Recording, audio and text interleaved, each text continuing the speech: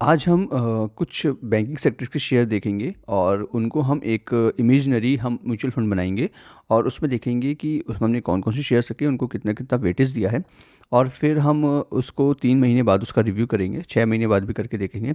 और हम देखेंगे जो मार्केट में म्यूचुअल फंड है उनमें कितना रिटर्न आ रहा है, जो हमने क्रिएट किया उतना उसमें कितना रिटर्न आ रहा है। इससे हमें अपने इन्वेस्टमेंट में कॉन्फिडेंस भी आता है और हम ये भी पता कर सकते हैं कि क्या हम जो क्रिएट कर रहे हैं, हम जो इन्वेस्ट कर रहे हैं, हमने उससे ज़्यादा रिटर्न कमाया ये डायरेक्ट इन्वेस्टमेंट करने से, या म्यूचुअल फंड से हमें ज़्यादा इन्वेस्टमेंट रिटर्न मिल रहा था। क्योंकि कई लोगों को ये लगता है कि म्यूचुअल फंड से कर दें वो ज़्यादा बेटर है कंपेरेटिवली डायरेक्ट इक्विटी के। तो मेरा ये कहना है कि आप डायरेक्ट इक्विटी के थ्रू भी इन्वेस्ट कर सकते हैं इन अ वे, इन अ फैशन जैसे म्यूचुअल फंड करते हैं। हाँ, उनके पास कुछ ज़्यादा डेटा रहता है, कुछ एक्सपर्ट्स रहते हैं, बट आप भी अपना एनालाइज करके खुद बना सकते हैं और उसमें आपको खुद करने पे पता पड़ेगा कि मुझे कितना लॉस हुआ, कितना प्रॉफिट हुआ। चलिए वो हम करेंगे, उसके साथ उससे पहले हम एक चीज़ देखते हैं।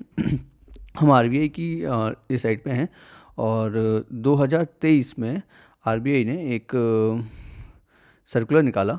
एंड दैट सर्कुलर, ये जो मैं बोलूँ एसआईबी है ना, स्ट्रेटजिकली इम्पोर्टेंट बैंक जो हैं, तो ये इन्होंने अपना 28 दिसंबर 2023 में रिलीज़ किया था, अभी जनवरी चल रहा है।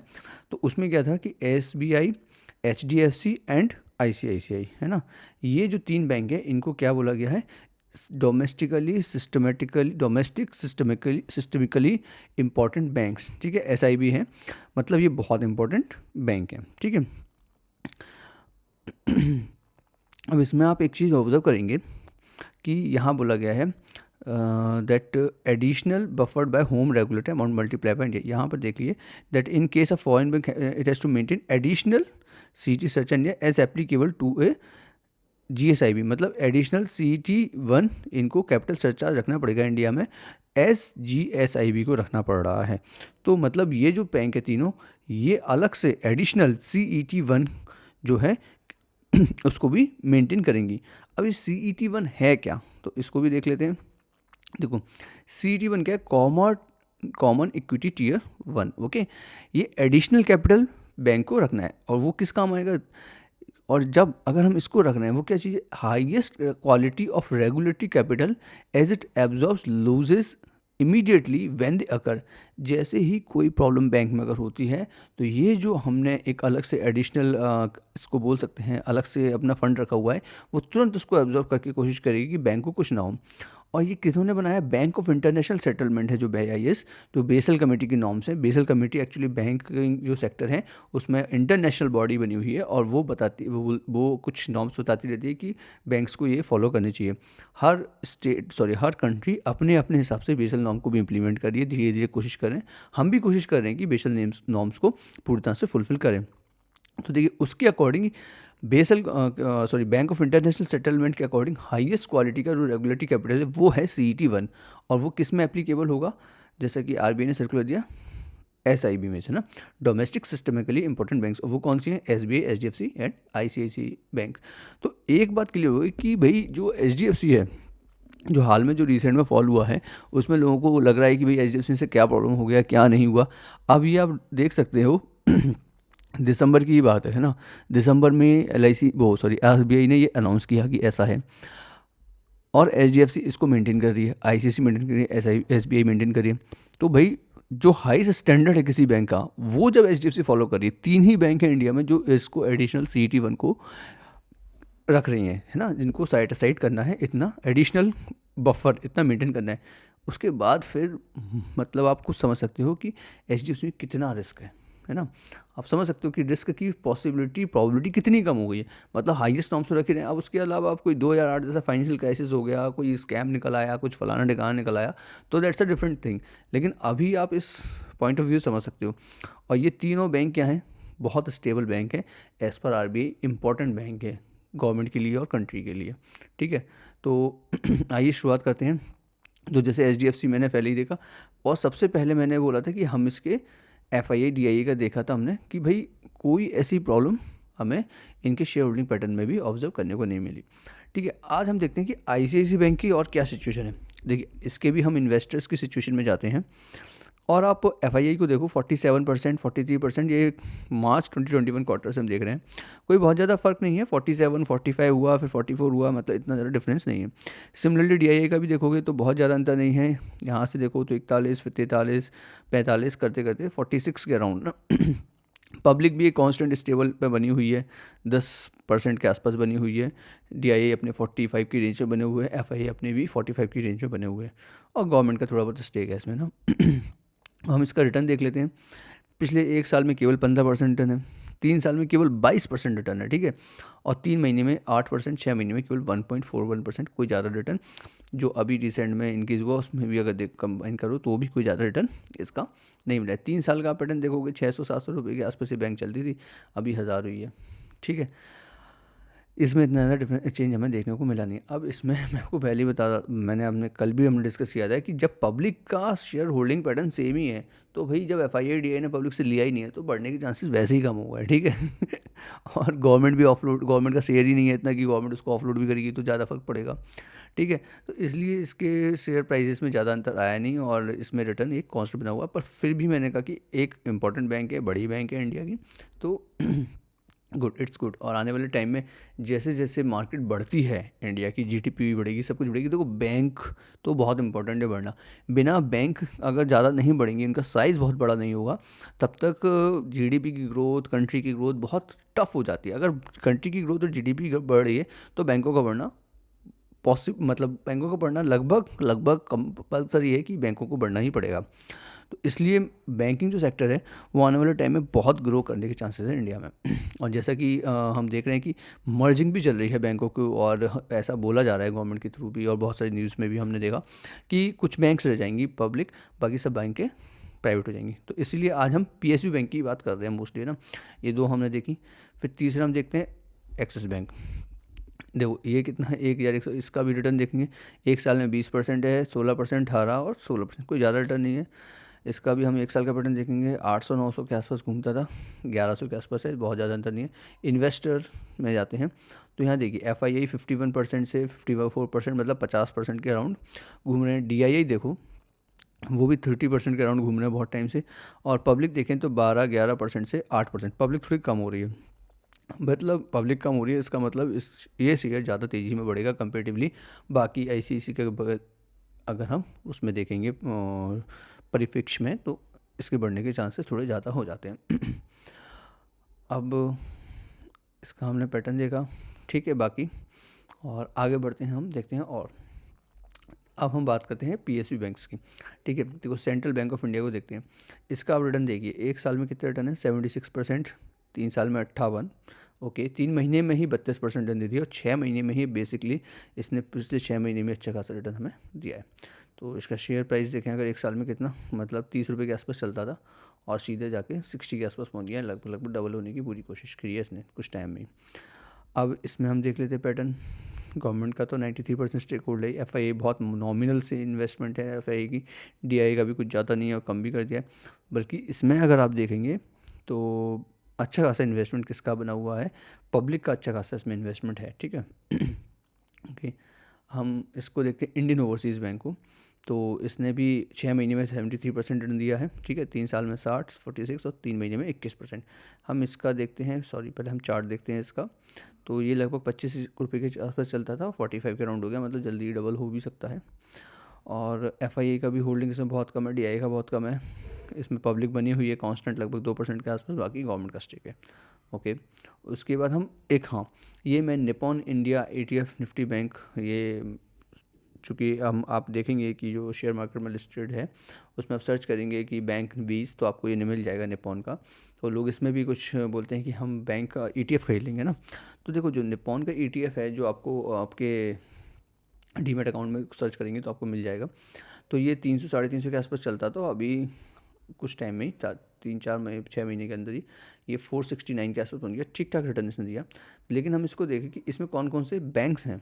तो इसमें देखा मैंने HDFC, ICICI, ये हमने निपॉन देखा, Nippon India ETF bank BS, और इसके मैंने देखा कि कौन कौन सी बैंक्स में इन्वेस्ट कर रहे हैं। तो ये इसका है HDFC, ICICI, अगर इन दोनों को देखूँ तो 50% तो केवल यही बन जाते हैं। फिर एक्सिस बैंक को देख लूँ 11%, ठीक है, तो लगभग 66% हो गया, ठीक है। बाकी इसको भी मिला लूँ एक दो को, तो लगभग 75% जो हो गया। कोटक महिंद्रा 11%, 11 मतलब ये 4 बैंक ही मिलके 75% तो इसी में कर रहे हैं। तो बेसिकली 75% इसका इन्वेस्टमेंट है ना, ओवरऑल देख रहा हूँ तो वो लगभग प्राइवेट बैंक में ही जा रहा है ना। तो क्यों ना हम डाइट करके देख लें, वही हम म्यूचुअल फंड बनाने की कोशिश कर रहे हैं, जो मैं बोल रहा हूँ कि ETF के थ्रू खरीद रहे हैं, तो why to involve third party when you can do directly ना।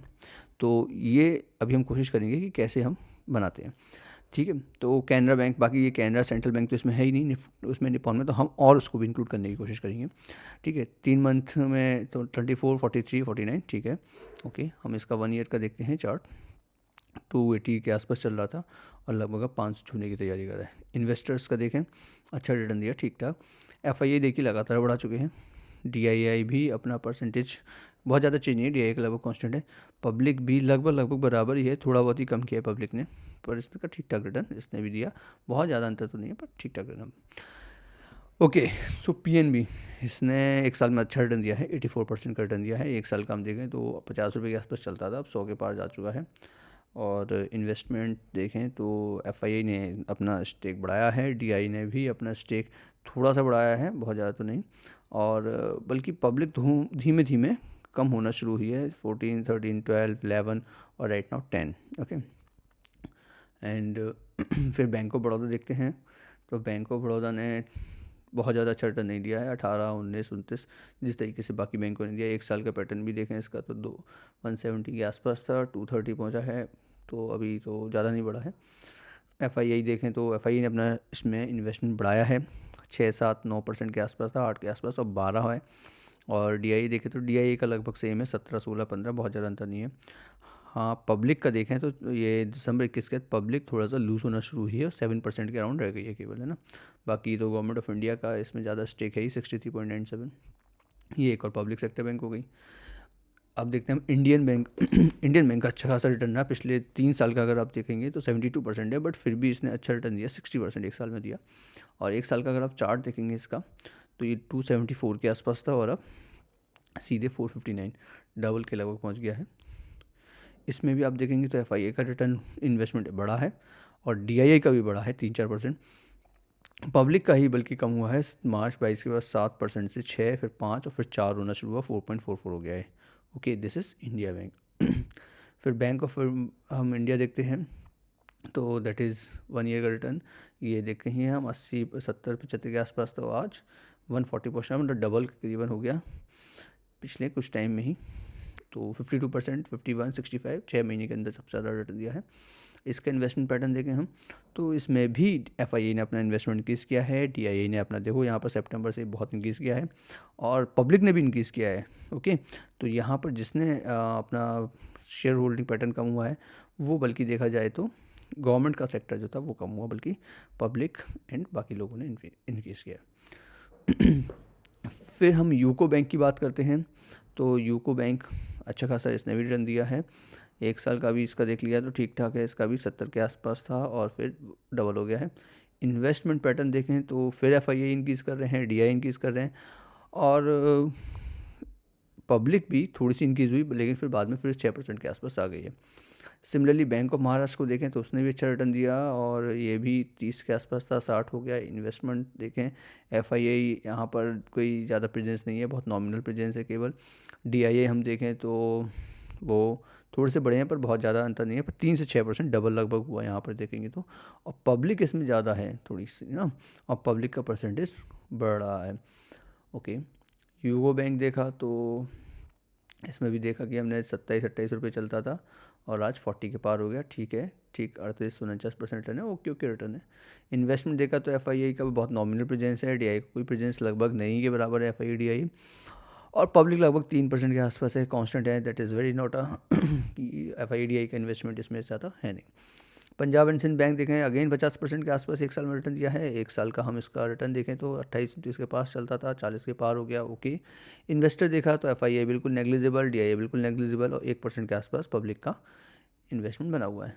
जम्मू एंड कश्मीर देखिए, आपका एक साल में देखिए 140% इसका रिटर्न है एक साल के अंदर, और इसका चार्ट देखें हम तो लगभग 60-50 रुपये के आसपास था और अब 130 के आसपास, डबल से ज़्यादा हो गया। एंड FII का परसेंटेज नेग्लिजिबल था, लेकिन थोड़ा सा बढ़ते बढ़ते आप देखो इस बार 5% हो गया, और DI का भी बहुत बढ़ गया तेजी में. And what loses out here, promoters loses out. Okay, जो हाँ, और पब्लिक भी 30-31 चल रही थी, 29-26, 2-3% का, इसमें भी ज़्यादा अंतर आ गया. Now see HDFC IDFC first bank, again 47%, 50% के आसपास रिटर्न लगभग. ये चलता था 55-56, थोड़ा बढ़ते बढ़ते बढ़ते बढ़ते काफ़ी ठीक ठाक दिया, फिर से वापस डाउन पे है. इन्वेस्टर की हालत देखें हम तो क्या है, प्रमोटर 37%, देन अगेन FII का इन्वेस्टमेंट पैटर्न इंक्रीज हुआ है 19 से 20, 24 कांस्टेंट है पिछले 2 क्वार्टर से, और ये 7 से 5 और 6 तो इन्होंने अपना कमी किया है. एंड देखा जाए तो गवर्नमेंट वो तो अपना 4% 3%, उतना तो फर्क नहीं पड़ता गवर्नमेंट का. तो पब्लिक 29, 27, 26, 27 लगभग बराबर ही है, तो इसमें कोई ज़्यादा अंतर IDFC फर्स्ट बैंक में किसी भी पैटर्न में नहीं है. ओके, IDBI की देखते हैं तो 44% रिटर्न पिछले 1 साल के अंदर, और 1 साल का पैटर्न देखें तो लगभग 50 के आसपास था, और अब 80 शार्प इंक्रीज हुआ है पिछले कुछ टाइम 2-3 दिन में ही. इन्वेस्टर्स देखें तो FII की प्रेजेंस बिल्कुल नेग्लिजिबल है, DI की बिल्कुल नेग्लिजिबल है. हाँ, पब्लिक की होल्डिंग बनी हुई है लगातार 4% के आसपास बनी हुई है ना. Okay, now come up to Karnataka bank. तो हमने इसको देखा कि तो 89% रिटर्न दिया, ठीक है, और 150 के आसपास था, 280. ओके, इन्वेस्टर पैटर्न देखा FII का तो यहाँ से बढ़ना शुरू हुआ है, लेकिन अब पिछले कुछ क्वार्टर से कांस्टेंट है. DI का पैटर्न देखेंगे तो काफ़ी ज़्यादा अच्छा पैटर्न है, 6-8% था, और सीधे 17%. और कम किसका हुआ, पब्लिक का कम हुआ है 68 से 63. ठीक है, तो पब्लिक रिजल्ट किया, तो Karnataka bank can be a good pick. And state bank of India देखें, 1 साल में कोई ज़्यादा रिटर्न नहीं है, केवल 6% रिटर्न दिया है 1 साल के अंदर. बहुत फ्लक्चुएशन है इसके अंदर, तो ये देखेंगे 500 फिर 600 के आसपास गया, फिर वापस 550 की रेंज में पहुंचा, फिर 650 को क्रॉस कर गया, अब 600 650 की रेंज में. इन्वेस्टर का देखें FII, कोई ज़्यादा अंतर नहीं है. FII लगभग 10-9 के आसपास बना हुआ है. DI का भी देखेंगे 24-25 के आसपास. पब्लिक को देखेंगे वो भी 7% का, कोई ज़्यादा इसमें डिफरेंस नहीं. तो हमने क्या किया, अब एक एक्सेल शीट बनाई. ठीक है, एक एक्सेल शीट में हमने लिख लिया कि भाई HDFC, XAC, axis, SBI, PNB, central bank of India को सारी बैंकें जो हमने अभी देखी वो सारी बैंकें हमने नोट डाउन कर ली. हमने उसका शेयर प्राइस देख लिया कि कितना शेयर प्राइस है. ठीक है, अब ये हम बात कर रहे हैं, जनवरी ख़त्म हो रही है, तो लगभग मैं मान के चलता हूँ कि फरवरी की स्टार्टिंग तक भी बहुत ज़्यादा चेंज आएगा भी नहीं, लेकिन चलिए ठीक है, हम मान के चलते हैं. तो ये हमने सारे लिख लिए प्राइस, और मैंने इनमें सब में लगभग सबको बराबर अमाउंट इन्वेस्ट किया है. नॉट क्वांटिटी की बात नहीं कर रहा, अमाउंट सब. ये तो जो कि एक से कम खरीद नहीं सकते, HDFC तो 1499, फिर हज़ार के आसपास ही सारी बैंकों में इन्वेस्ट किया है. तो लगभग 20,000 के आसपास आप कह सकते हो, 19,944 रुपये बेटर हैं मेरी म्यूचुअल फंड का इन्वेस्टमेंट, जो मैं आप इमेजनरी क्रिएट कर रहा हूँ, आप देख सकते हैं. और हम मई में देखेंगे कि इसी में क्या होगा. तो और इसमें हम देखेंगे हम कितना परसेंटेज गेन किए, और ये हमने कंबाइन बना लिया है पूरा. ठीक है, सेम वे में म्यूचुअल फंड काम करते हैं. ठीक है, कि वो भी हर कंपनी का हर शेयर का, आपने देखा कि हर किसी में FII का DI का इन्वेस्टमेंट है, किसी में कम है किसी में ज़्यादा है. हमने अभी इक्वली इन्वेस्टमेंट कर रहे हैं. ठीक है, हम देखते हैं कि 3 महीने के बाद क्या होने वाला है. ठीक है, उसके बाद हम इसका ऑब्जर्व करेंगे. ठीक है, तो ये मेरी अभी आपको बताने के तरीके हैं कि भाई इस तरीके से हम अपना म्यूचुअल फंड बना सकते हैं, हम अपना इन्वेस्टमेंट कर सकते हैं. अगर आप कोई ETF खरीदने जा रहे हो बैंक का, और सीधे 20,000 लगा रहे हो, 25,000 लगा रहे हो, लमसम 50,000 डाल रहे हो, तो भाई या फिर आपको कुछ भी कर रहे हो, तो मैं ये कहूँगा कि आप पहले इस पैटर्न को देखिए. इस पैटर्न को हम देखते हैं कि क्या कर रहे हैं, फिर हम लोग उसके बाद अपना खुद का भी फैसला ले सकते हैं कि भाई हमारा रिटर्न कितना रहा और इसका रिटर्न कितना रहा, हम देखेंगे अगली बार. तो चलिए, अगर आपको ये चीज़ें मैं जो बता रहा हूँ वो चीज़ें अगर पसंद आ रही हों तो प्लीज़ चैनल को लाइक एंड सब्सक्राइब जरूर करें. And thank you very much.